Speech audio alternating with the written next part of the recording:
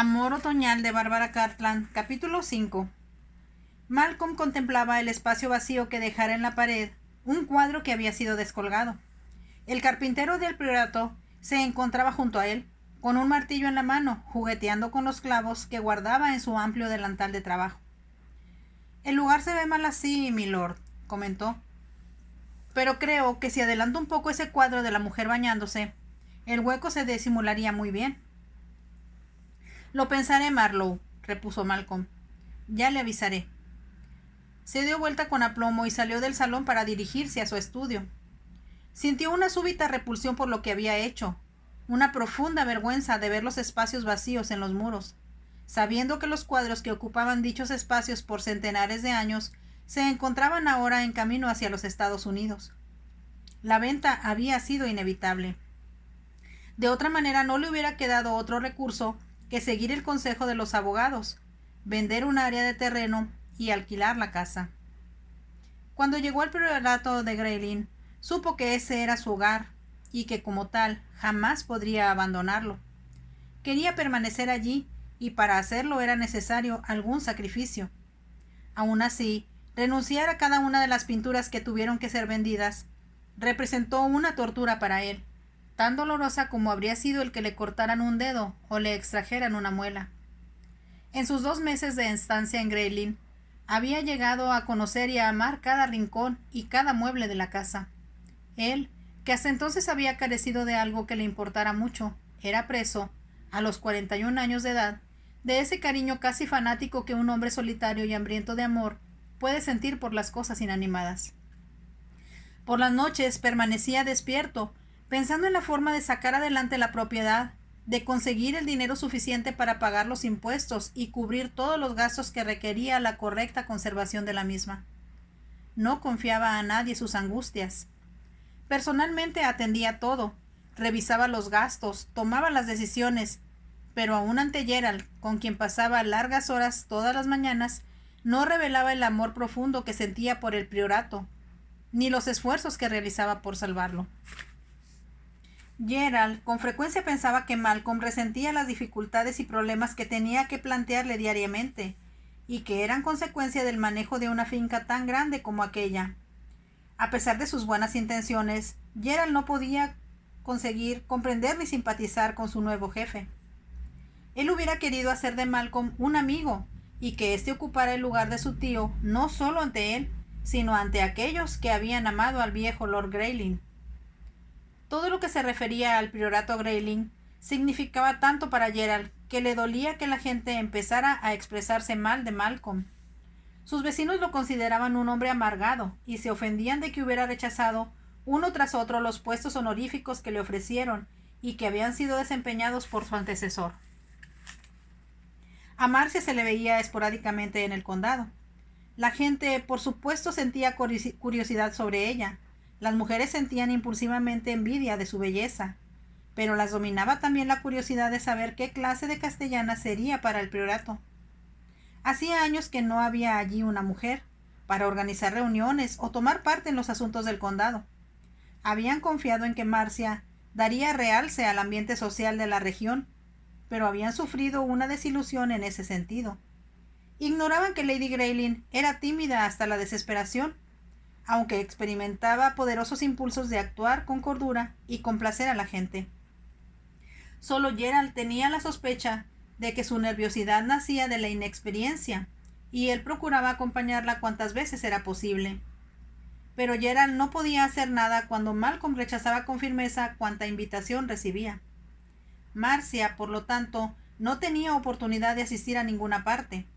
No hubiera sido bien visto que lo hiciera sola, aunque hubiese querido dar cumplimiento a las invitaciones.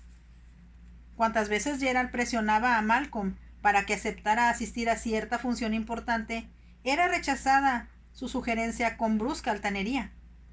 En una de esas ocasiones, sintiéndose deprimido por la violenta negativa de Malcolm, Gerald optó por hablar sobre el asunto con Marcia. Una vez terminado su trabajo en la biblioteca, se dirigió hacia el lago, donde sabía que Marcia iba a pescar casi todas las tardes. Ambos eran jóvenes, y había surgido entre ellos una espontánea y sencilla relación que rápidamente se transformó en una firme amistad. No había necesidad de que lo expresaran en palabras. Gerald advertía que Marcia se mostraba complacida cuando lo veía, y él mismo se alegraba de verla. Pensaba algunas veces que para ella debía resultar muy aburrida su vida tan sola en el priorato. Malcolm se mantenía muy ocupado casi siempre y apenas le daba tiempo para almorzar y seguir trabajando hasta la hora de la cena. Y sin embargo, su esposa parecía completamente feliz. Al menos eso aparentaba su constante amabilidad y cortesía. Cuando Gerald solía encontrarla en los terrenos de la propiedad, que ella recorría en cuanto momento tenía disponible. Con su jovial sonrisa lo recibió para comentarle: «Ya he pescado 2 truchas y una de ellas es muy grande». Él miró hacia la trucha moteada que estaba en la orilla del río. «En verdad que lo es. Considero que debe pesar más de 1 kilo». Lady Greylin se movió hacia él y notó que tenía el ceño fruncido, mientras contemplaba el pescado con indiferencia. «¿Por qué está tan serio hoy? ¿Le sucede algo?» «No es nada importante», contestó Gerald, «si bien me tiene preocupado y me gustaría escuchar su consejo». Marcia sacó cuidadosamente su hilo de pescar del agua y depositó la caña en el suelo. «Bueno, explíqueme de qué se trata», invitó. «De cualquier modo, ya era hora de que descansara yo unos momentos».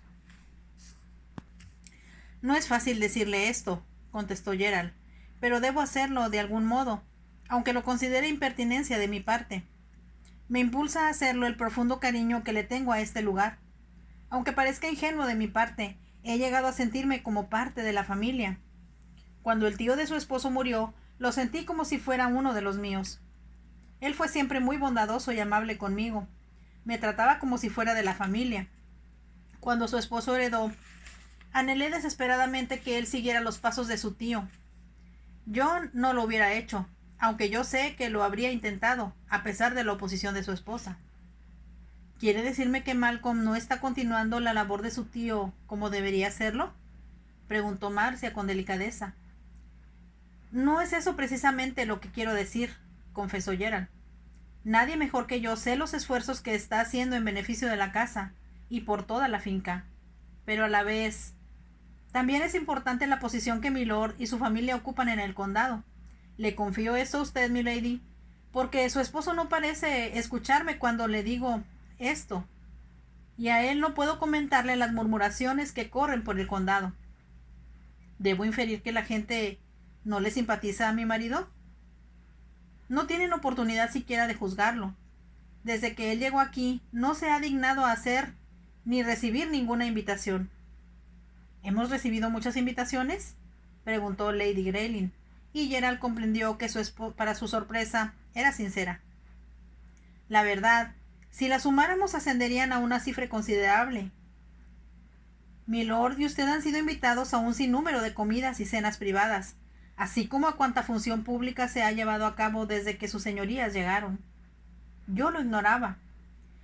Tal vez no debía habérselo dicho. Le ruego que no piense usted que me estoy quejando. Al mismo tiempo, me preocupa el prestigio de ustedes. No sé cómo hacerle comprender a su esposo hasta qué punto afecta la opinión popular la actitud arrogante que ha adoptado». «¿Qué supone usted que le sucede a Malcolm?». Gerald la miró desconcertado.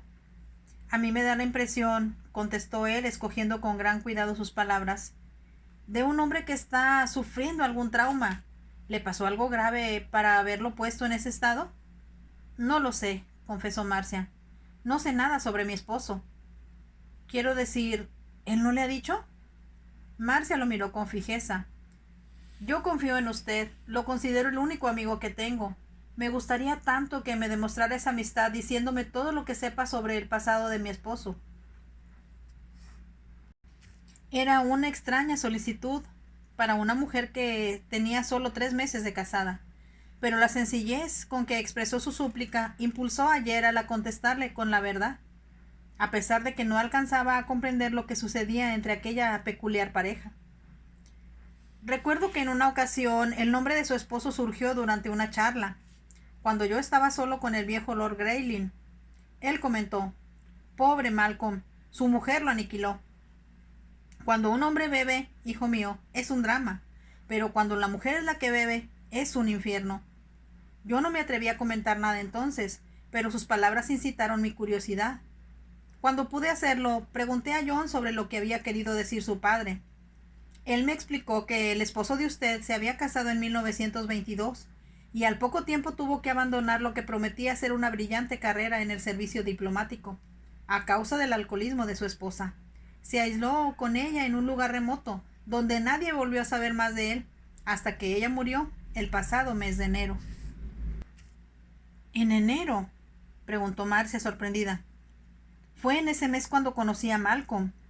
Me comentó que era viudo, pero yo no sabía que la muerte de su esposa era tan reciente. Se irguió y al ver que Gerald guardaba silencio, agregó: Gracias por decirme esto, Gerald. 15 años es demasiado para soportar una desventura. Gerald hubiera querido continuar hablando con Marcia.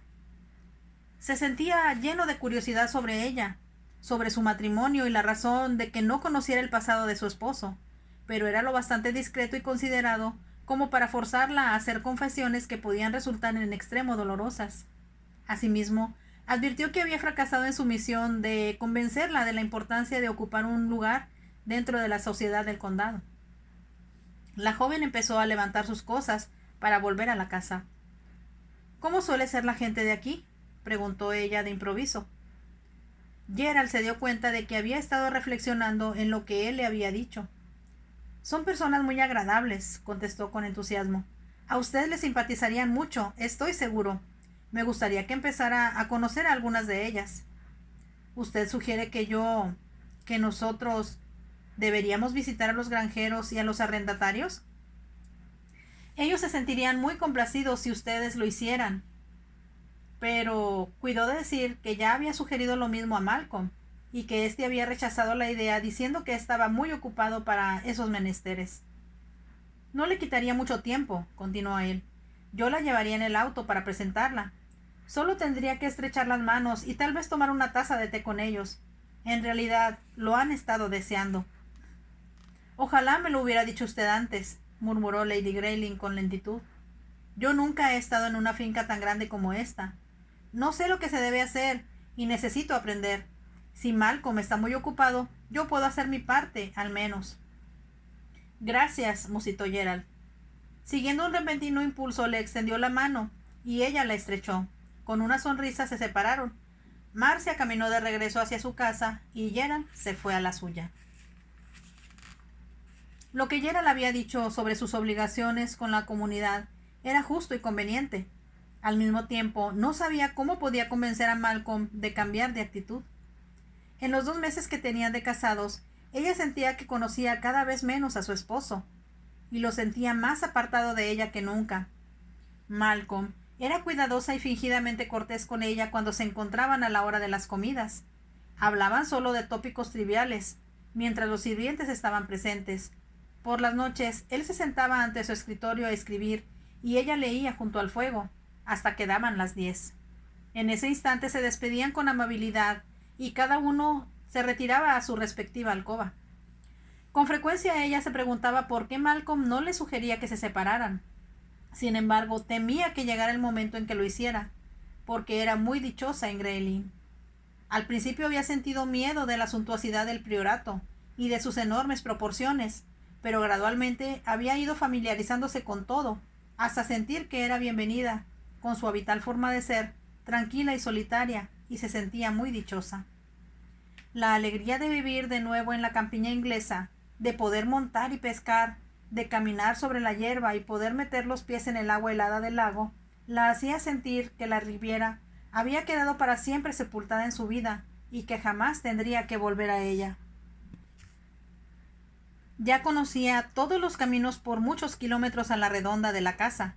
Había visto nidos de perdices y los guardabosques separando a los pequeños faisanes de sus madres para soltarlos en los bosques.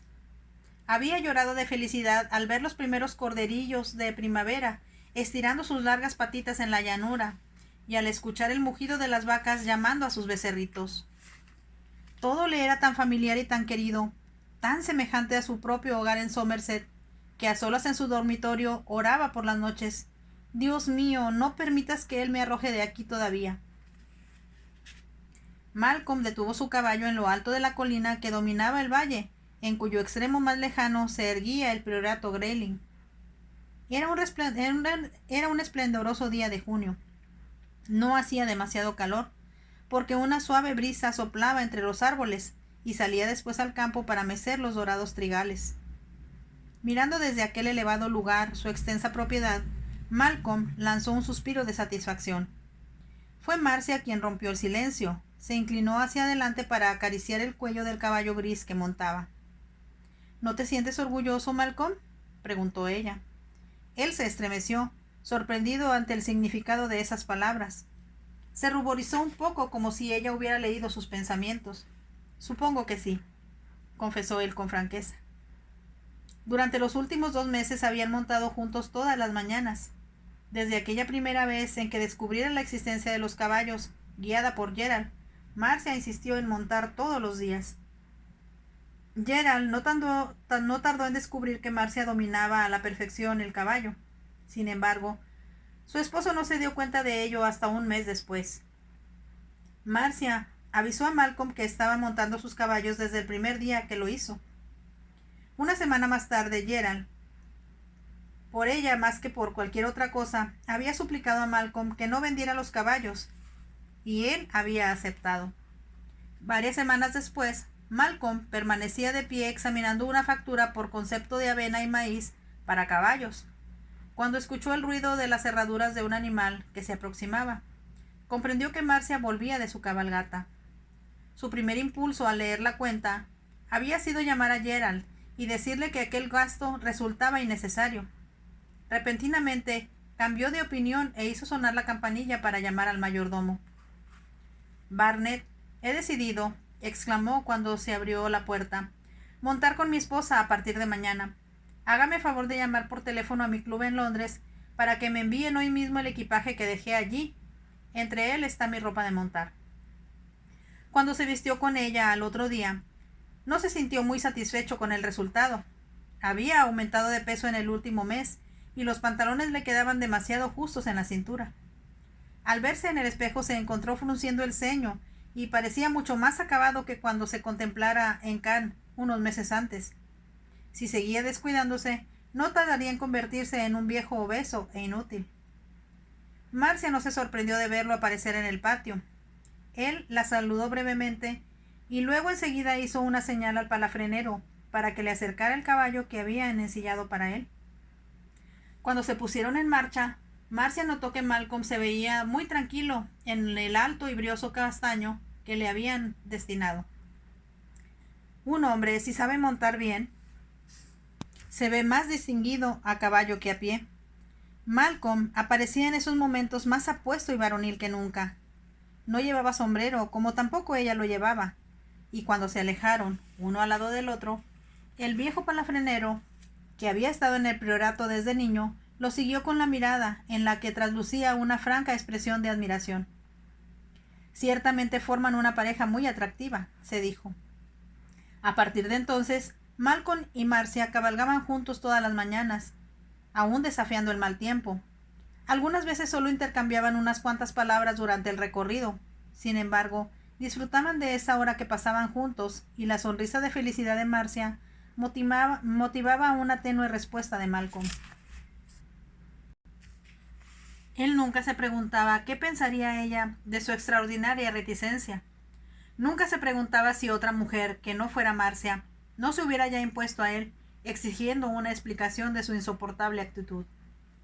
Ese día, por primera vez, al volverse de la contemplación de sus propiedades para dirigirse a su esposa, Malcolm advirtió lo mucho que ella había cambiado desde que se había unido con él. Su rostro había cobrado mayor expresión y hermosura. Mostraba una bella apariencia de salud y bienestar que resultaba reconfortante. Además, Marcia era el tipo de mujer que se veía mejor con ropa campirana que con vestidos exóticos y joyas. Cuando la conoció, le había parecido una mujer preciosa, aunque carente de personalidad y de carácter. Sin embargo, aquí en el campo tenía ambas cosas. Se veía resplandeciente, llena de vida, solo porque el ambiente en el que se desenvolvía era adecuado para ella. Era como una bombilla eléctrica, inútil a menos que tuviera un cable con energía. Grelin era ese cable para Marcia. Resultaba difícil creer que fuera la misma persona con la que él se había casado, en un colapso de desesperación, bajo el cielo azul del Mediterráneo. Frunció el ceño y trató de apartar sus pensamientos de ella. Quería olvidarse de Marcia, como procuraba olvidar también dónde se habían conocido. Descendieron por la colina y llegaron a la carretera, pero antes de cruzarla, se detuvieron a esperar que pasara un automóvil. Cuando éste llegó a donde ellos estaban, un hombre que iba sentado junto al conductor se asomó. «Buenos días», saludó con voz alegre a Marcia y con un movimiento de la mano. Volvióse a mirar a Malcolm, pero se limitó a hacer una breve y seria inclinación de cabeza. Marcia correspondió al saludo con una sonrisa, y Malcolm la miró sorprendido. «¿Quién es él?», preguntó. «Es el coronel Codrington», le explicó Marcia. «Vive en Cuatro Altillos. Va hacia Londres porque trabaja en el departamento de guerra». «¿Lo conoces?». «Por supuesto. Es una persona muy agradable. Gerald me presentó con él hace algún tiempo, y de vez en cuando voy a tomar té con él y con su esposa». Malcolm guardó silencio durante un instante. «¿Y desde cuándo?», habló con tono sarcástico. «¿Llamas a mi administrador por su nombre de pila?».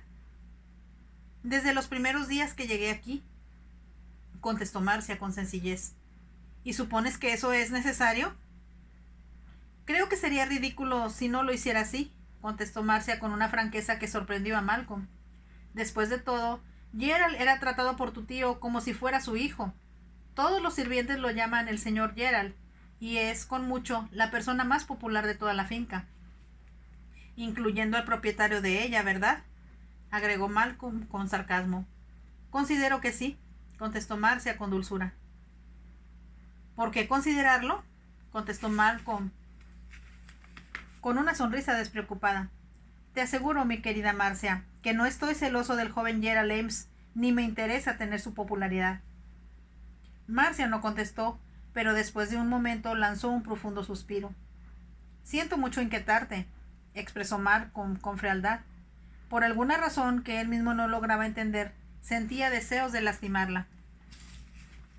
«Me resulta un poco triste», murmuró Marcia. «La gente de esta región es muy cordial y está siempre ansiosa de hacer amigos. Yo no quiero amigos. Si eso fuera verdad, no importaría».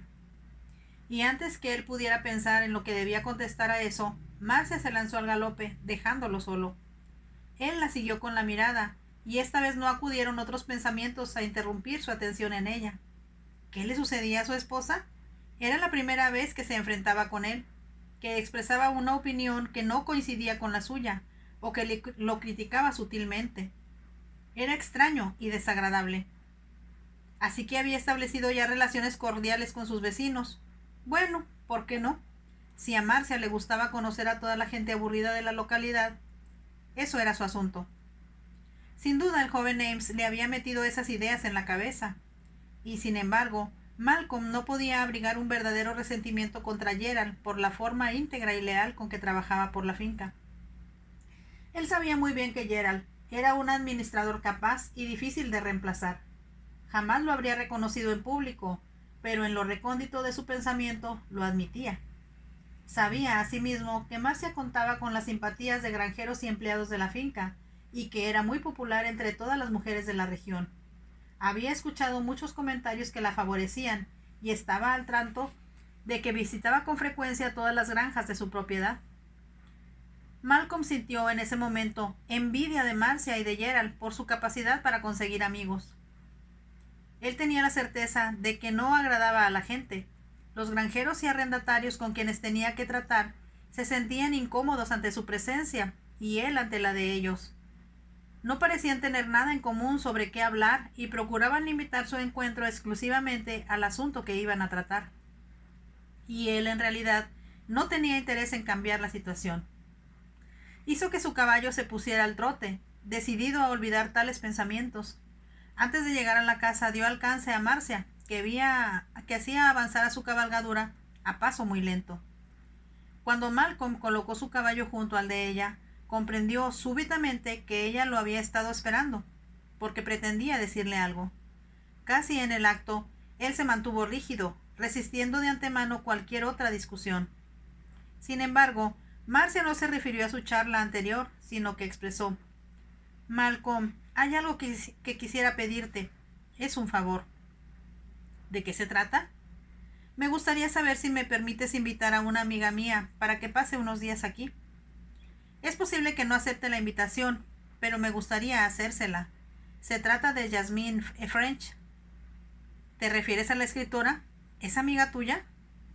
El asombro de Malcolm no era muy halagador, pero Marcia lo pasó por alto. Fue muy amable siempre conmigo en Cannes, explicó. Y ella debe estar ahora en Inglaterra. Tengo su domicilio en Hertfordshire, y me encantaría invitarla a venir aquí, si eso no te incomoda. Trataré de que no la veas, solo a las horas de los alimentos. Sí, invítala, por supuesto, asintió Malcolm, que se alegró de poder compensar de esa forma su irritación de los momentos anteriores. Cuando vio que Marcia se volvía hacia él y le sonreía, llena de gratitud, se sintió avergonzado.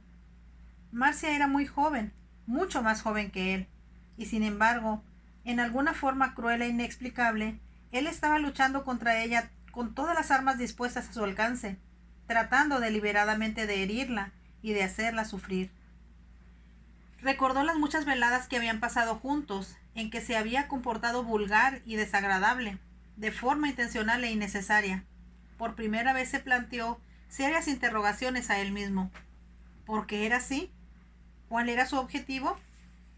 Ahora que la alegría y la gratitud iluminaban el rostro de Marcia, y ella le daba las gracias con labios temblorosos, se sintió como un villano. Escribiré a Yasmín hoy mismo, estaba diciendo Marcia, con entusiasmo. Espero que acepte. No sé por qué, pero tengo la impresión de que si lo hace, te agradará, Malcolm. La historia del país, la tradición de las viejas familias y de las cosas viejas significa todo para ella. Si tú has leído alguno de sus libros, la comprenderás. Yo sé que a ella le encantará Grayling. Ella lo va a ver como punto de partida para otro de sus libros, no como tú y yo lo vemos. ¿Qué quieres decir con eso?, preguntó Malcolm con curiosidad. Es difícil expresarlo con palabras, repuso Marcia un poco titubeante, casi como si se hubiera arrepentido de sus palabras. Quiero decir que Jasmine French vería juntos el pasado y el futuro de Grayling, y ella pensaría que la historia de la casa y de la familia se estaba desenvolviendo ante sus ojos. Tú y yo somos solo una parte pequeñísima de su exuberante imaginación. Hay tanto más por suceder en el mañana, ¿no crees? Como todo lo que ha sucedido en el pasado. Aunque mucho ha sido sepultado en el pasado o no pudo registrarse, forma parte del todo, de cualquier manera. Supongo que no soy muy buena expresándolo con palabras. Creo que comprendo, contestó Malcolm. Ese había sido un día lleno de sorpresas para él. Ignoraba que Marcia fuera capaz de abrigar esas ideas y visualizarlas cuando pensaba en ellas.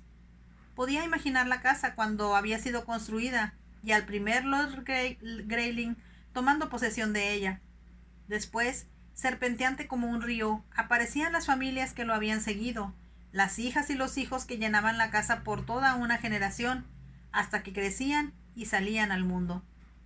Después llegaba otra generación y más niños, a través de los siglos, hasta que, por un mero accidente, él, Malcolm, había llegado a Grayling con Marcia a su lado.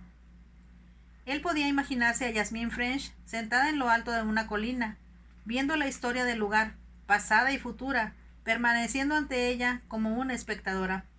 Sus pensamientos fueron interrumpidos por Marcia, a la que oyó preguntar: ¿Quién heredará a Grayling después de ti, Malcolm?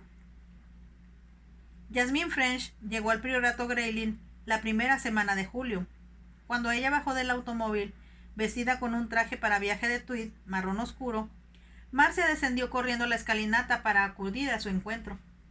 Jasmine se sintió feliz de ver a su joven amiga nuevamente y muy complacida de encontrarla en tan prósperas circunstancias. Estaba dispuesta a felicitarla de todo corazón hasta que conoció a Malcolm y los vio juntos. De inmediato se mostró dudosa y más tarde desconcertada. Jasmine French tenía casi 60 años. Era una hábil conocedora del corazón humano, con frecuencia demasiado hábil, quizá para la tranquilidad de muchos de los que conocía.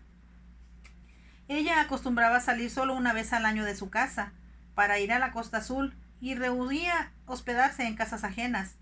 Sin embargo, cuando llegó la carta de Marcia, algo en su contenido la motivó a aceptarla. Marcia hacía en ella breve mención de su matrimonio, y aunque apenas mencionaba a su esposo, hablaba con gran entusiasmo del priorato de Grayling.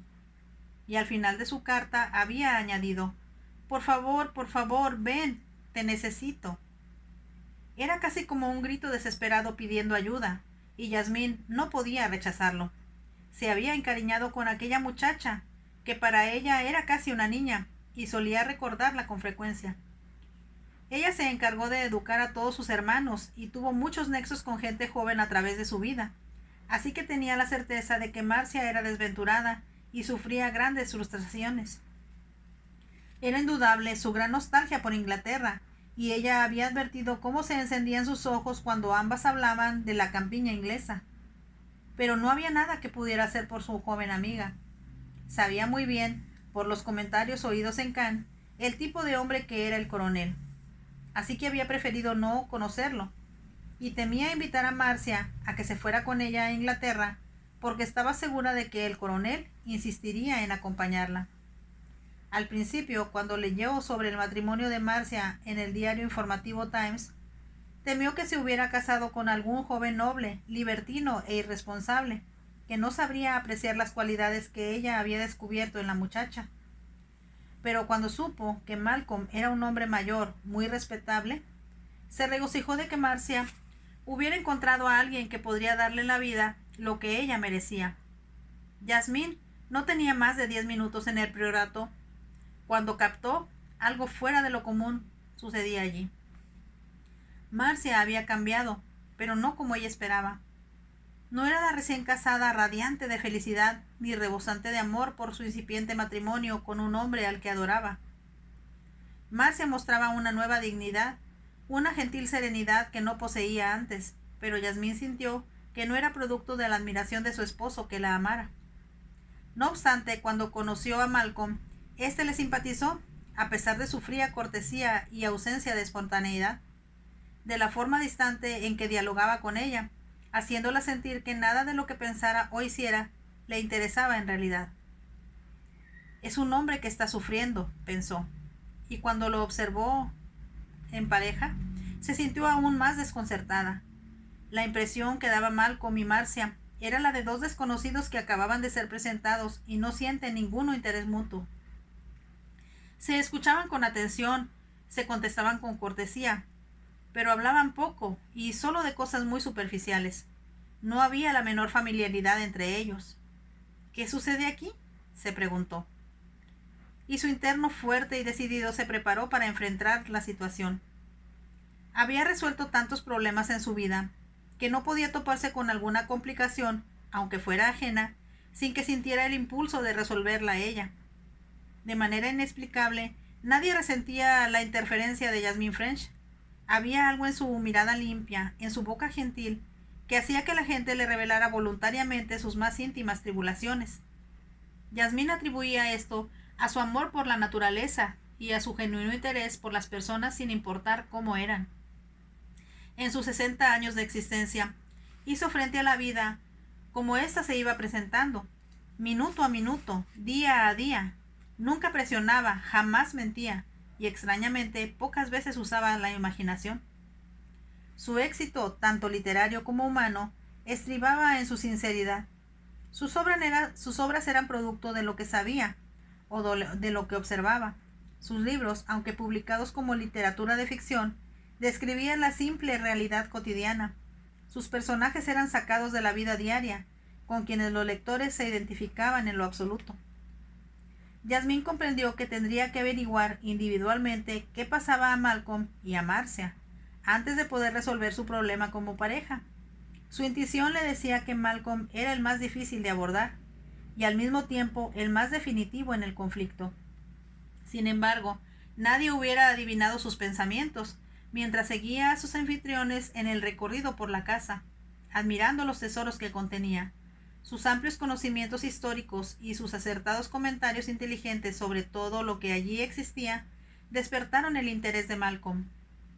Aquella mujercita culta y sincera le resultaba divertida y desconcertante a la vez. No se abstenía de criticar lo que no era de su agrado, alabando con evidente conocimiento de causa lo que sí le gustaba. Muchas de sus críticas hicieron reír a Malcolm, pero sus alabanzas lo llenaron de orgullo. Yasmín no pasaba por alto nada, mostrando interés en todo, y su compañía era como abrir una ventana para dar paso a una reconfortante brisa de primavera. Para sorpresa de Marcia, esa noche Malcolm no se retiró a su estudio después de la cena. Le habría sido fácil disculparse, aduciendo que tenía trabajo pendiente, sin parecer descortés. En cambio, acercó una butaca al fuego y empezó a hablar con una animación y un interés que jamás había visto en él. Aunque la irritaba un poco que su marido mostrara a su amiga el lado amable de su personalidad, que a ella le escatimara siempre, le satisfacía muchísimo que Yasmín, la única que le había presentado a Malcolm, hubiera resultado un éxito. Es muy apuesto, pensó Marcia mientras lo observaba charlando con Yasmín, cuando se olvida.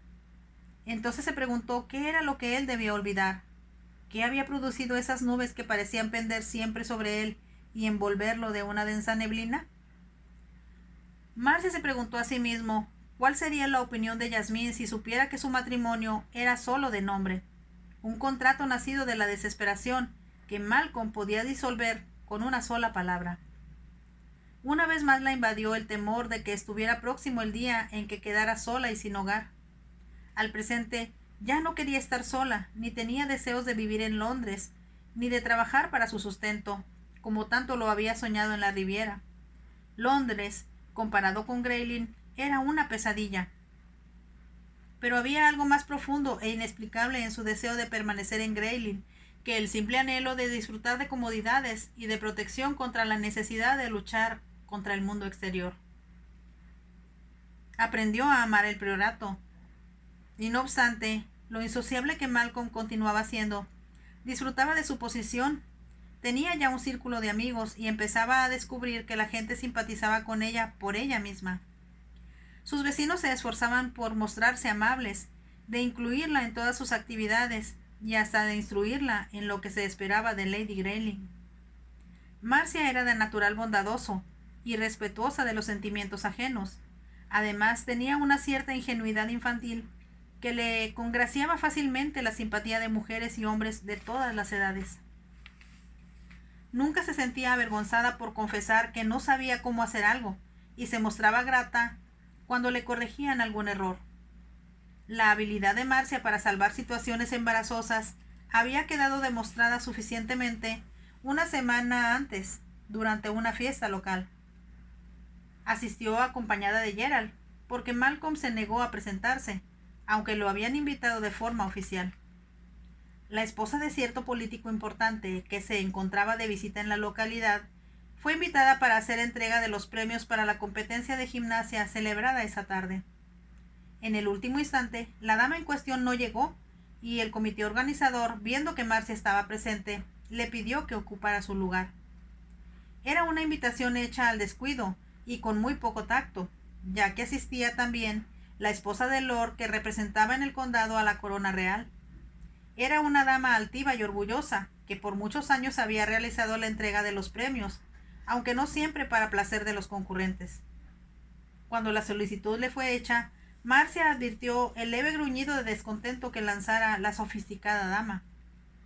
Sin titubear, volvióse hacia ella y dijo: «Por favor, ¿no sería usted tan bondadosa de ayudarme? Solo podría hacer la entrega si usted me orienta. Nunca he hecho una cosa así antes y no tengo idea de cómo hacerlo». Hubo una pausa. Quienes estaban en torno a la arrogante dama esperaban que se negara, pero Marcia transmitía cordialidad y simpatía, y su solicitud de ayuda era casi ferviente. La esposa del representante de la corona aceptó, y precediendo a Marcia hacia el pequeño estrado, la presentó a todo el mundo reunido allí, como si fuera su protegida, y la idea de lo que estaba sucediendo hubiera sido suya. Gerald se sintió tan satisfecho y orgulloso de Marcia como si hubiera sido su esposa. Su innata femineidad y dulzura destacaban en su vestido de algodón azul y su sombrero de paja de ala ancha. Por centésima vez, mientras la veía entregar sonriente los premios, se preguntó qué problema podría existir entre ella y su marido. Jasmine French se hacía la misma pregunta no una, sino muchas veces en los días que prosiguieron a su llegada. Ella también observó cómo había aumentado la belleza de Marcia y comprendió que la muchacha, finalmente, había encontrado el tipo de existencia que siempre había deseado. Y no obstante, siempre surgían los peros y los sin embargos en todas las situaciones. La nueva Lady Grayling no era feliz. En el tercer día de su visita, Jasmine, después de haber subido acompañada de Marcia para retirarse a su habitación, bajó un cuarto de hora más tarde por un libro que había olvidado deliberadamente. Entró en el estudio donde había estado charlando, después de la cena, y encontró a Malcolm ante su escritorio, como esperaba, rodeado de papeles. Se incorporó con cortesía al verla entrar, y ella explicó la razón de su regreso, tomando el libro del sillón que ocupara minutos atrás. «Olvidé mi libro aquí», murmuró. «Espero no molestarlo». «No, de ninguna manera», contestó Malcolm. «¿Qué está usted leyendo?» Era una pregunta casual, pero ella le mostró el libro, cuyo fondo versaba sobre la política en Italia. Y empezaron a comentar con entusiasmo el tema. Casi sin advertirlo, él se sentó en los sillones situados junto a la chimenea. Malcolm le habló de la carrera diplomática que había abandonado 3 lustros antes. «¿No le gustaría volver a la diplomacia?», preguntó Jasmine. «No», contestó Malcolm, denegando con la cabeza. «En aquel entonces me afectó mucho abandonarla, pero ahora celebro haberme librado de tanta responsabilidad y de las complicaciones del servicio diplomático». «No creo que sea del todo cierto. Me da la impresión de que adora el trabajo. Usted es el tipo de hombre que se siente más feliz cuando está ocupado». «Es probable que usted tenga razón. Transcurrió una gran parte de mi vida sin hacer nada, y ciertamente no fui dichoso». Apretó los labios al terminar, y Jasmine pensó que la conversación había concluido. Sin embargo, ella añadió: «Desde luego, todo depende de la felicidad de la que estamos hablando. Usted y yo somos buenos filósofos y sabemos que la felicidad nace del interior, no del exterior». «Creo, señorita French, que algo que no he aprendido aún es a filosofar». «Es fácil hablar en teoría de la vida», expresó, poniéndose de pie y de espaldas al fuego, «cuando todo es fácil y seguro. Pero si uno tiene que enfrentarse con la existencia misma y soportar los más crueles golpes del destino, toda la filosofía del mundo no sirve de nada». Guardó un breve silencio y luego dijo: «La filosofía emana de la mente. La desdicha y la amargura vienen de la imaginación.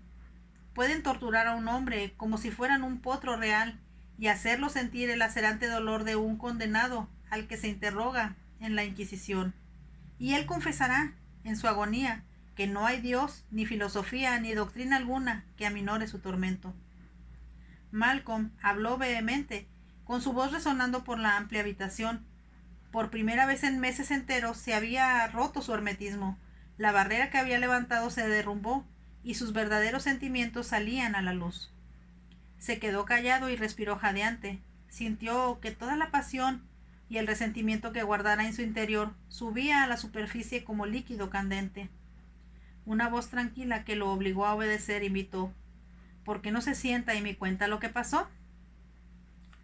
Fin del capítulo 5 de esta apasionante novela, Amor Otoñal. Si te gustó, por favor déjame tu like y nos vemos en el capítulo 6. Hasta pronto.